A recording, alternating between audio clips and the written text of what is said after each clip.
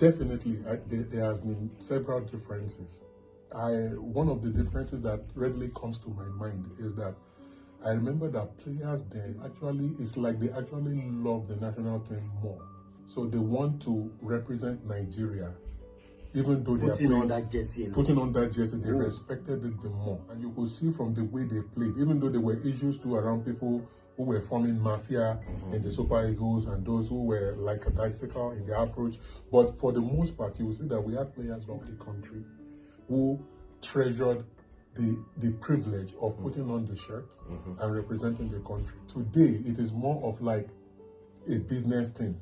If I'm coming to play, I have to be paid. Of course, they have to be paid, but it's more about my club in Europe pays me and what you guys give me. So who am I?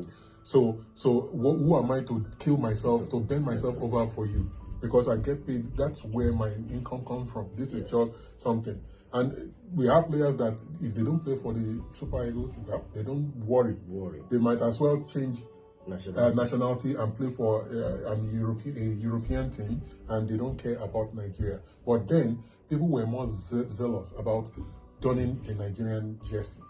Another thing I saw back then was that there wasn't a lot of information coming at us, especially about team formation, about tactics, so we watch matches and we actually find out new players on the pitch. Oh, that this person was just invited into camp, or we read about it in the newspapers a few weeks before the game, you know. But now you can know how many Nigerians are playing in England or are playing in Spain. It's just at your fingertips. So that element of surprise made it interesting that we find out information right there on the field.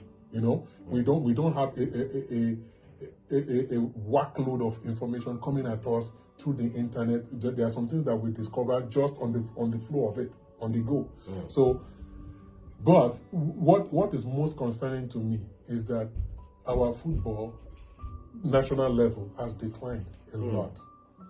I remember that in the 90s, which is when I think we had the best generation of players, we went to 2 World Cups back to back and we did some great things. We beat a Bulgaria with Risto Stoichkov 3-0. We beat Spain with Raul 3-2. You know, we did some important stuff. But by the turn of the century, it seems that... I think during that time too, Olympics, we won Olympics. Yeah, we won the Olympics in 1996. That's another important one. So we were respected in Africa. We were feared. We went to 3 straight World Cups, I think. 2002, we really... the only team that we had issues with was Argentina. They were always defeating Nigeria. But we did some important stuff that people respected us from. And I remember that after the USA 94 World Cup, Nigeria was rated 5th best country in the world on the ranking by FIFA, which is the highest for, I don't know if it has changed now, but the last time I checked, that is the highest for any African country. Even Morocco, they were 10th or 11th. So it shows that we have done some things very well in the past, but somehow we lost our way and our football seems to have declined. Now we are struggling to qualify for the FIFA World Cup, even though we now have expanded teams. We have teams like Rwanda, Lesotho, Zimbabwe. Respect to them, I don't belittle them, but in the world of football, Nigeria is bigger than those teams. We should not be struggling. The present African footballer of the year is a Nigerian. So why should we be struggling to do these things that we did easily before?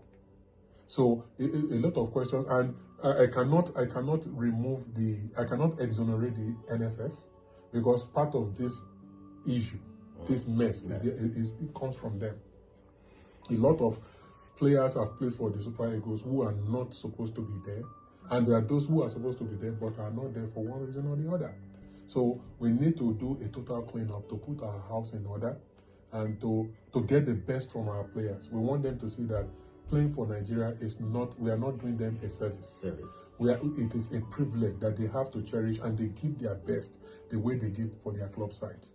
Other countries, England, France, all the big teams, you see the way their players play for the national team. They take it seriously. But for us, it's like, if things don't go down the hill, we don't do something serious to try to bring it up. So we need to stop that. It has gone on for far too long.